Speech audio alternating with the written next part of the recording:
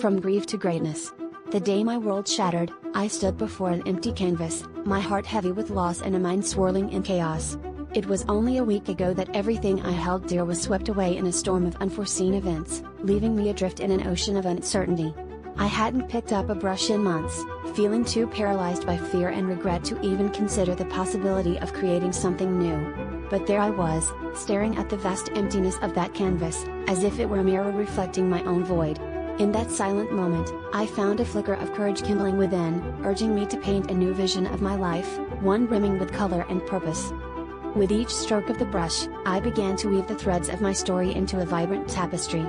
I painted my pain in deep, swirling blues, my hopes in radiant yellows, and my dreams in bold, daring reds. As the colors melded together, I could feel the weight of my grief lifting, replaced by a growing sense of possibility. The canvas became a sanctuary where I could express my deepest emotions, transforming them from burdens into something beautiful and meaningful. It was as if the act of creating allowed me to reclaim the parts of myself that I had lost, stitching them together into a new, resilient whole. As the painting came to life, so did my conviction that I could rebuild my world, albeit differently than before. I realized that the tragedy that had once threatened to unravel me could serve as the foundation for something greater, if only I chose to see it that way. Each brush stroke was a commitment to embrace change, to accept the imperfection of my journey, and to find strength in vulnerability. I learned that courage isn't the absence of fear but the determination to move forward despite it, to paint a future that honors both the shadows and the light.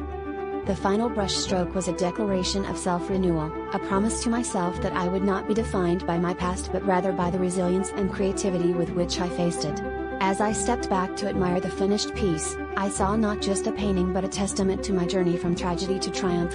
In that moment, I understood that life, much like art, is a continuous cycle of destruction and creation, and it is up to us to choose the colors we wish to paint it with.